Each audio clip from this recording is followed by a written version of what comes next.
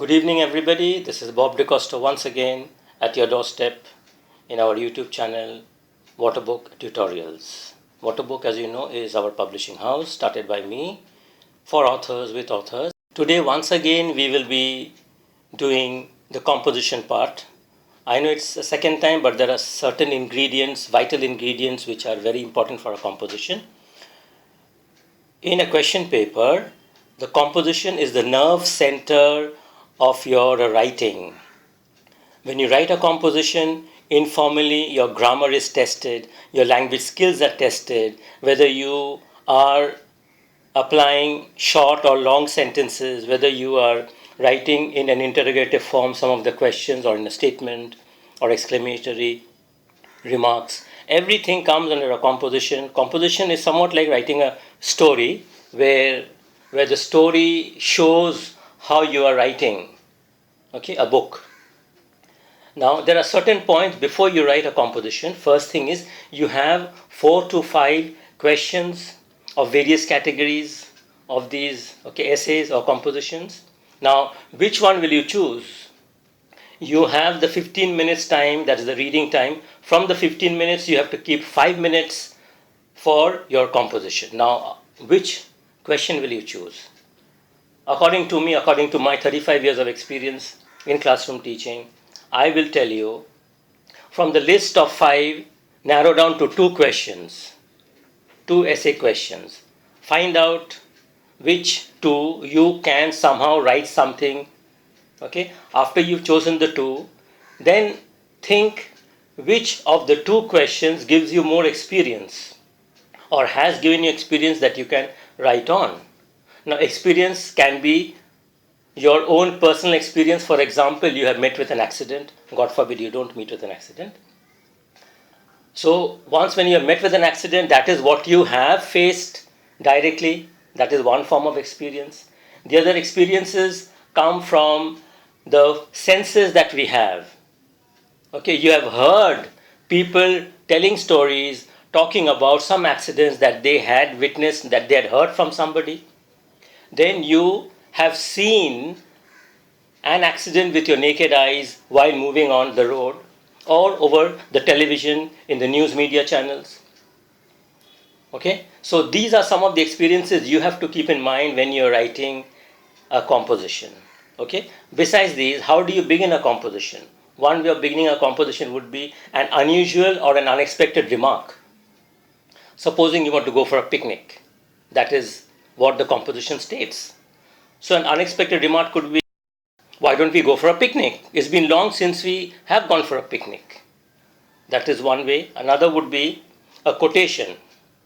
If you can think of a quotation about a picnic, then you write it.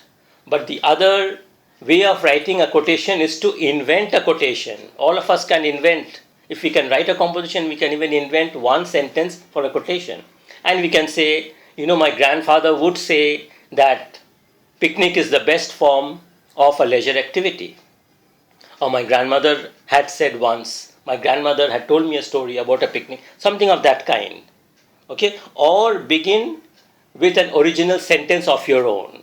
You are the library of your own thoughts, so you can think of an original sentence and you can write it. The other things to be kept in mind when you're writing a composition is that the introduction and the conclusion should comprise of 1/4 of your total word limit. The remaining 3/4 should be the body of the composition. Now, taking into consideration that out of the 5 composition questions, we have narrowed down to 2. I will read out 2 of them. Recall a time in your life when you were certain about something but were later proved terribly wrong. So the question states you have to recall a time, which means your essay will be in the past tense. A time in your life when you were certain about something, that is, you were certain about something but it was proved wrong. So you can take that you had seen others riding a motorcycle and you suddenly got that intense desire to sit in one motorcycle and ride it without even having practiced.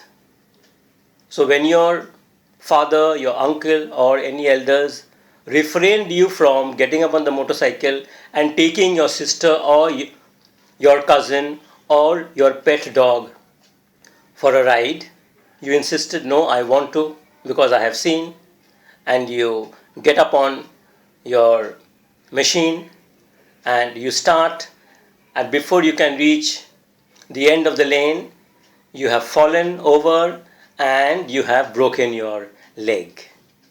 So this is just the outline of what you have to write. So the outline is very important, which you have to keep in your mind. Now you have to add your creative part. You have to talk about which day it was. You can say it was a Saturday, okay, or it was a Sunday. So you add up. Then you bring in the weather. Weather is very important, and why you wanted to get up on the motorcycle, your dad's motorcycle, for example, without having any time practiced on a motorcycle, but having seen others. So you wanted to prove that you are the hero, okay, the Rambo of your neighborhood, and then you add up, you add more colors into your story, bring meat into your story, as we say. As writers, we say if a story is just talking about descriptions, there is no proper action going on, we say there is no meat in the story. So bring meat into your composition. Okay? Now, the second one is write a short story entitled Escaped. You see, the word escaped itself brings in a conflict in your mind, which means you or your character, the protagonist or somebody, was kidnapped, and how he or she escaped away from that terrible situation. So as in the previous YouTube, I had mentioned about a short story beginning with the present moment. You have been kidnapped now, which is the place you are. So describe the place and your feeling, and you hear some sort of sound away from the door or the gate, and you trying to open the gate. Then you go back to the past, how you were kidnapped, where you were, what were you doing. Describe that part.